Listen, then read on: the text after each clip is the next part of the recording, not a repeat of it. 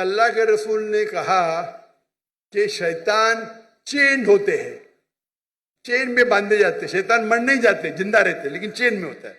میں مثال کی توڑ دیتا ہوں. مثال کے طور پہ ایک شیر ہے، شیر ببر، وہ چین کے اندر ہے اور چین ہے 10 فیٹ لمبی، اور آپ دور کھڑے تو آپ کو پتا ہے چین ایک دم مضبوط ہے، تو آپ ڈریں گے نہیں، برابر کہ نہیں ڈریں گے نا. چین مضبوط ہے لیکن 10 فیٹ لمبی ہے، تو آپ 30-40 فیٹ سے دیکھیں گے، محفوظ رہیں گے کہ نہیں؟ رہیں گے کہ نہیں؟ تو آپ محفوظ ہے کہ نہیں؟ ہاں کہ نہیں؟